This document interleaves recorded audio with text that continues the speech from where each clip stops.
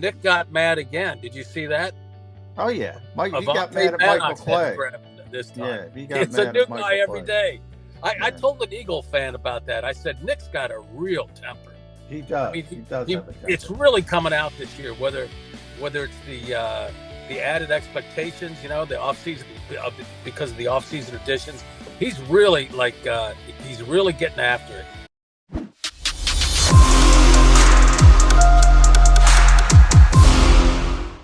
All right, there he is in his car. God, you get out and about, don't you, Grotz? You're not like me, just hanging in the house. You're a world traveler. We always get you in the car. I live in my car, Jody. Yeah. Where are you going? Are you going to get some breakfast? Yeah, I use another address as my home. Yeah. Who were you guys talking about? Safety? You're not worried about the safety cuts, are you? Reed Blankenship? No, I am not worried about it. Because you can close your eyes and just after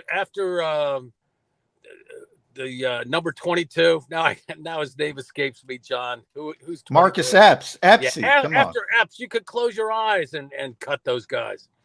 That's true. They did not play well in the preseason, but we're debating whether preseason matters this much or not at all. Just wipe it completely. Where are you on preseason? How embarrassed were you with that performance? That was embarrassing. The coaches weren't Grotz ready. Putting the hammer down. The players weren't ready. I think that exposed a little bit about their depth. The depth is I not know good. they were playing against first teamers, but a lot of those guys that started the game, they've got jobs. That's what it looks like. A lot of those guys have jobs right now. So yeah.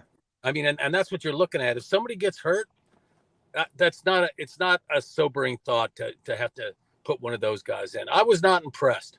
I wasn't impressed with the coaching either. You can't just sit there and take it. They finally started doing something later in the first quarter, but you just can't take it. You got to at least They were running the football. They were trying to block to get out of there. By the way, yeah. Oh, by the way, John, Nick got mad again. Did you see that? Oh yeah, Mike. He got mad at Michael Clay this time. Yeah, he got it's mad a new at Michael guy every Clay. day. I told an Eagle fan about that. I said Nick's got a real temper. He does. He does have a temper. It's really coming out this year. Whether it's the added expectations, the offseason because of the offseason additions, he's really getting after it. And there were some instances last year. And the Eagle, what the Eagles fan told me? He's an old member of the 700 level. Oh, it's great. So you want to know something? I'm not a 700 level member, but I think it's great too. A little anger from Coach Sirianni is a good thing as far as I'm concerned, but I'm glad he didn't go over the top. Now, I've been arguing all day about you need to learn something. You need to actually accomplish something in the summer before you start the season. I didn't want to see Coach going, Slay, get in there. Did you see him run by our defense? Derek, put your shoulder pads on. Get it. Well, I'm glad he didn't at least go there. Once you they didn't even get touched, Jody. You at least got to touch him, right? No, well, at least try to impede their progress. Yeah, you better press Tyreek Hill at the line of scrimmage. But when Mac McCain is out there, you probably not feel comfortable with that. And the second series, Patrick Johnson did get after it. To his credit, he sacked. The only reason wasn't 21-0 after the first three possessions. It was only 17-0. I actually think that's funny. Tua never saw him. Tua spun into him. It wasn't like Johnson made this unbelievably athletic play and ran him down and grabbed the back of his jersey and just by the collar pulled him down. He ran right into him. Tua spun into him. Oops, here you go. Sack me, please. By the way, Jody, the Dolphins writers can't stand Tua. I know. There's going to be so many people eating crow on that young man. It is when amazing. He has this breakout season this year, because guess what? I think Grotz could be a top half quarterback in the NFL if he's throwing to Tyreek Hill. No, but nobody. John McMullen told me the first hour here, John, Bob. No one can cover him. There's not a guy on the planet who can cover Tyreek Hill. So who's going to be the benefit of that? Hey, after watching Carson Long throw the ball, I want to go out there and pick up a football and show him how to put a spiral on it. Let me put it that way. Poor Carson Strong. I can't believe that. they hate Tua. I mean, I just maybe I was shocked. I was Herbert. Shocked by it. Everywhere I turned. Maybe because they didn't get Justin Herbert, I guess, right? I guess, yeah. Well, that's a big part. I mean, that looks bad because they're bitter with the ownership. They're bitter with the ownership, getting rid of that coach and but I expect games and we're so negative in Philadelphia. We always get told. I always get told how negative I am about Jalen Hurts. I'm nice to Jalen Hurts compared to the way those Dolphins right. They just kill Tua. They don't like him a little bit. It's amazing. Everywhere I turn, they're telling me, when he puts up Justin Herbert-like numbers, I'd love to read all their columns about. I'm not going that far, Jody. I don't think he's as bad as they're making him out to be, but I also don't think he's ever going to be Justin Herbert, ever. But I have a man crush on Justin Herbert. That's well known. What Tua may have this year that Justin Herbert doesn't have is a playoff victory this season. Dolphins win in the playoffs. Don't know if the Chargers do. And I'm sorry, that is kind of key. Herbert may put up some numbers. I think, by the way, Tua is going to put up huge numbers this year too. But he might be the first of those two quarterbacks to get a playoff victory. Because remember, I said, I'm just saying, I know we're off the Eagles for a second. But yeah, I think Tua Tagovailoa has been woefully underrated by a large segment of the population and the media in the NFL. He's got to stay healthy, though. He has not been able to stay healthy all the way through. He's got to be able to do that. Tua's been okay in the pros. He got hurt in college, but he actually hasn't been that hurt in the pros. All right, Bob Grotz, any surprises for you on the Eagles 53-man cut down? Johnny Mac just ran through his 53. You got any different potential guys either making it or not making it? Cut or surprised to be on it? No, none of that. Nothing would surprise me. If they let go of Dillard and Rager, it wouldn't surprise me. Although I think they're going to try and get some compensation for him. But Andre did not play well. That was a disappointment. Disappointment. I will say that. Not a surprise, though. I mean, I don't know. Oh, I heard someone a big Andre fan. You don't want to say anything bad about Andre. I wouldn't say I'm a big Andre fan. I think he's a decent player.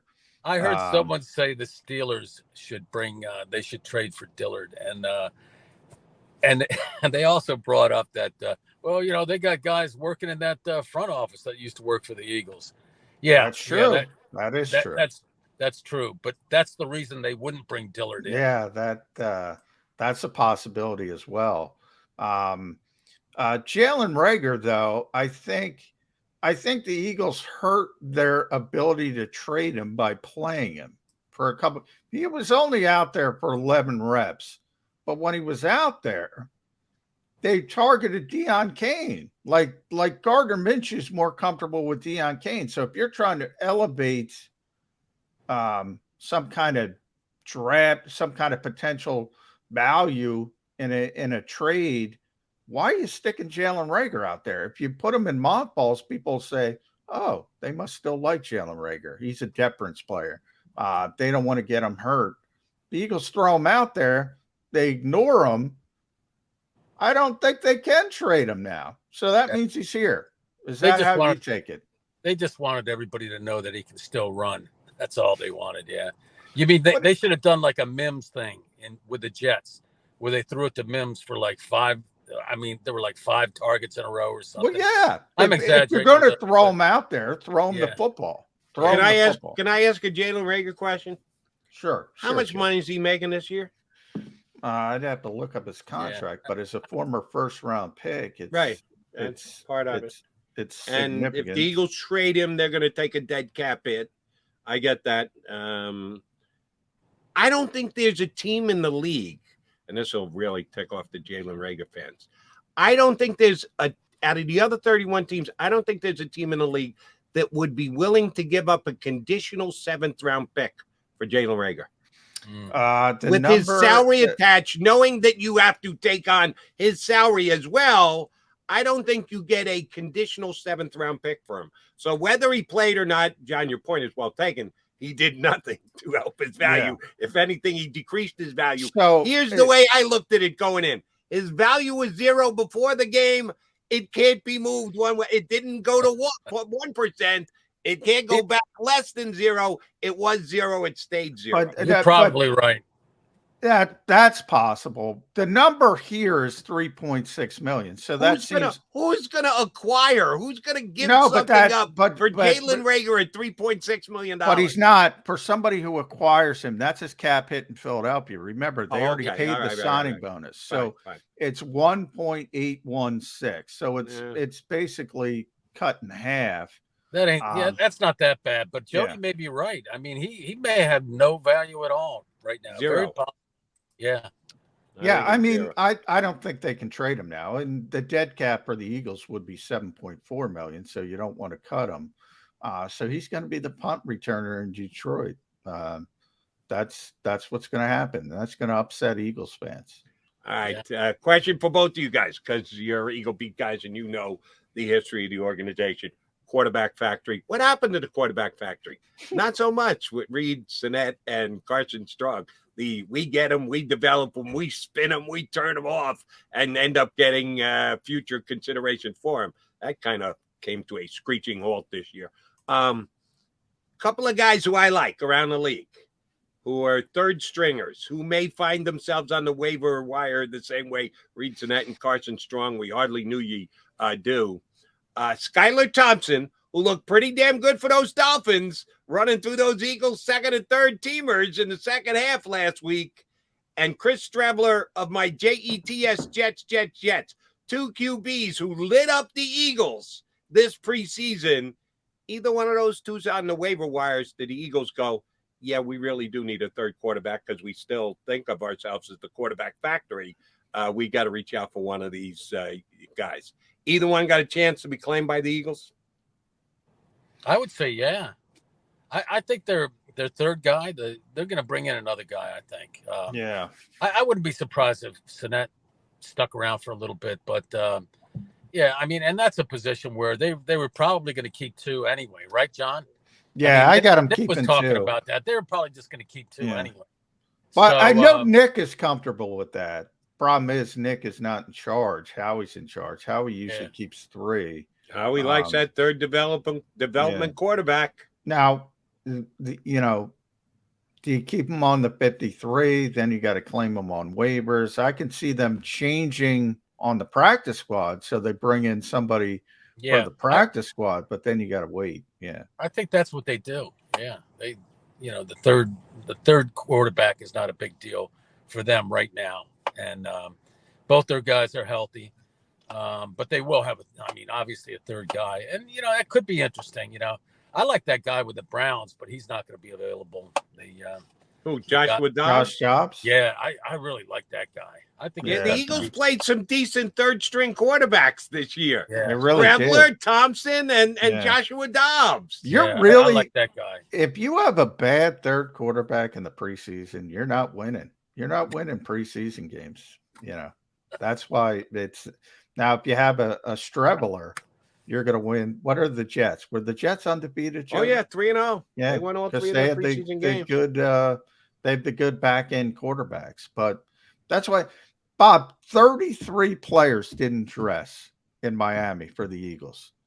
And forget about of the potential 22 starters, 21 didn't dress.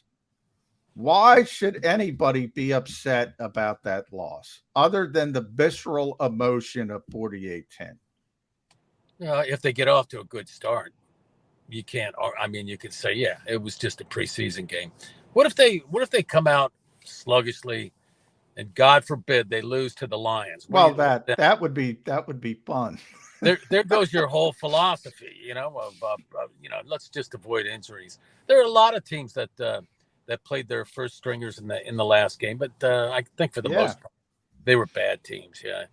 And looking at that Eagles schedule again and looking at some of the injuries and around the league and the players that were placed on PUP, man, they could go 8-0.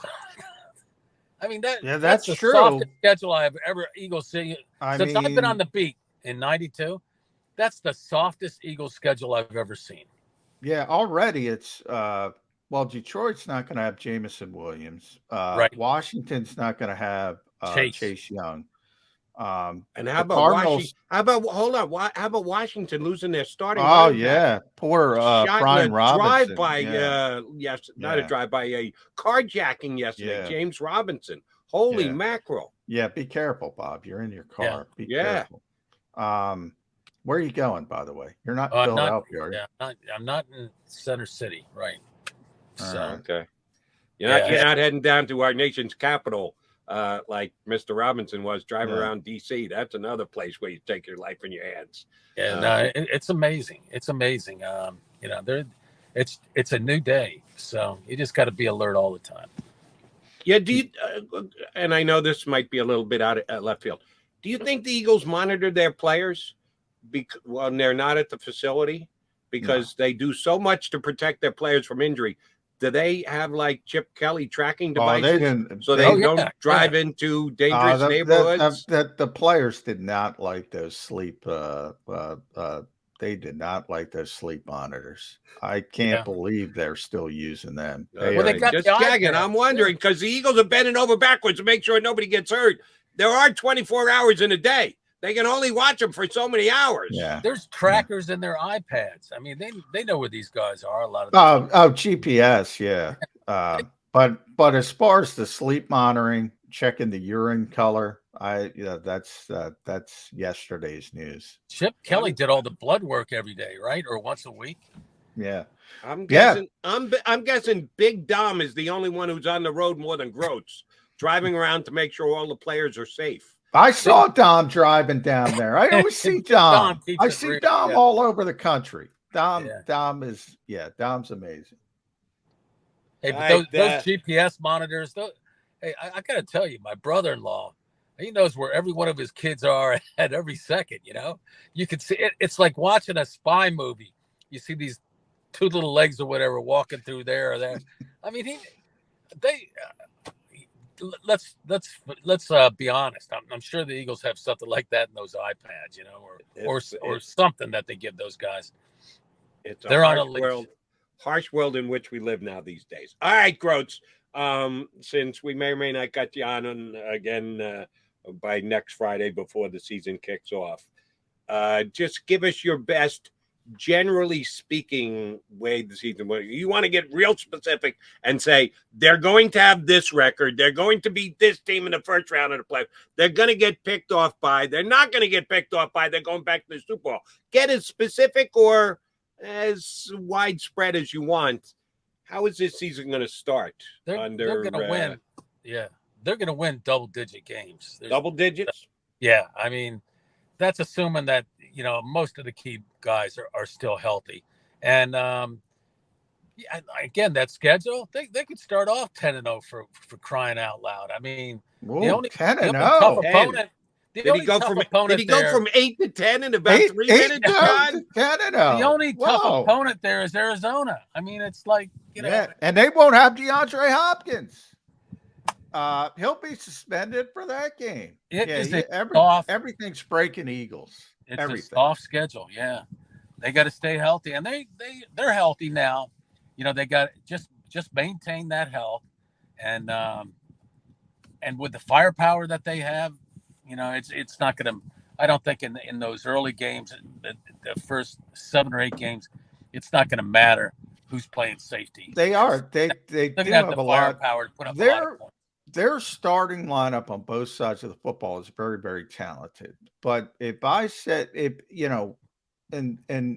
but when you heard, so a lot of it depends on Jalen Hurts. When you heard Nick Sirianni say, it was his best practice since I've been here.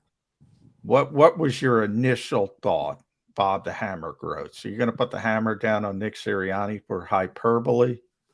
I thought it was just really hot down there in Florida. It was. Wasn't it sultry type of hot? 103% humidity, which is not even possible, but somehow it was. I think he was rallying the guys a little bit because he wanted to say something to make his team feel good, and I'm sure Hurts did have a good practice, but I would have loved to have seen it. If that's the best practice ever, let's put the film out there for everybody. Okay. All right, Mr. Grotz, since you've got them 10-0 coming out of the gate here. It could be. I've never seen that. Is the softest schedule I've ever seen. I'll tell you what. It's unbelievable, Jody. I got them at 11 wins. So if they start at 10-0, that's going to be a disappointment if they finish with 11. That's very true. But there's a soft underbelly in the second half too when they play the Giants and Bears back-to-back weeks. All right, so if this team is 7-3 and we get you back on week 11, you're going to go, a little disappointing at 7-3. Yeah. I thought they could get out 10-0. You really going to go there with us? With that schedule, yeah. I'll come back on here. Yeah. All right. 7-3 would be good though. Let's be honest. Yeah. I think I could be okay with the 7-3 start for the Eagles, because I'm with John, and we've gone round and round about this a bunch of times today. This is a talented roster. The Eagles have a talented roster. Don't know if I agree with Chris Sims that they're top 3, but they're certainly top 10. Yeah. And with this kind of roster, they should win 11 games. And I even if I think they are under preparing for the season, just on talent alone, they should win 11. Grotz. I would say their offense alone is they're much more talented. The defense, they got some players there, but I don't think they're nearly as on the level as the offense and the talent there. So, and that's enough to win, especially in the NFC East. I mean, they could end up sweeping the Cowboys this year. The Cowboys are look the Cowboys lose Tyron Smith, everything. We haven't even brought that up. I mean, they lost a lot of guys in the offseason. They lost a lot of guys. Cooper, yeah. Cedric Wilson. That's gonna hurt. It won't take teams long to figure they only got Zeke, to move the ball down the field. CD Lamb is going to be doubled. Yeah, they just made it really easy for other teams to defend them. All right, quick, completely unfair question for both of you guys. How many teams in the NFL last year were 6-0 in their divisional games? Ooh, I'd have to think about that. Me too. Were the Cowboys 6-0? They were the only one. The only team in the National Football League that went undefeated in their division was the Dallas Cowboys. Yeah, and they didn't even go 6-0. They went 5-0 because that last one against the Eagles doesn't count. Yeah. But they were the only undefeated team in their division. And I think that could be the same again this year. Only the undefeated team coming out of the NFC East will be the Philadelphia Eagles. That could be. I'm still going split. I'm still going split. So they both might be 5-1 in the division. That my problem is the spot. That second Cowboys game, Christmas Eve in Dallas, which is bad enough, but it's also the third consecutive road game. That's a bad spot. That's the only bad spot on this Eagles schedule, which is really easy. Late afternoon. He'll show them a bunch. He'll show them the movie about Scrooge or something, and get them to believe that they're Scrooge and they got to do this metamorph. I thought I was getting Scrooge, and I get 10-0 from Bob Grotz. That's want an Scrooge. That Christmas Eve in Dallas, that's an opportunity. When they go into Dallas on Christmas Eve, the only video I want Nick Sirianni showing is Jeff Garcia saying "Merry Christmas, Philadelphia." Yeah, they've done it before. They can do it again. Yeah. I actually think they can go 6-0 in division. Remember that. That was pretty fun. All right, Grotz, good job out of you. Where are you off to? You're in the car. You're going somewhere. You're going to your sister-in-law's, or you're I'm headed to Detroit for the opener. I know it's a little bit early. It's a little early, but I want to get parking. The parking situation is awful. Yeah, it is awful. I'll see you in Romulus. Bob. All right. Yeah, Uncle Joe's in Romulus. All right. That is my brother. Thanks, man.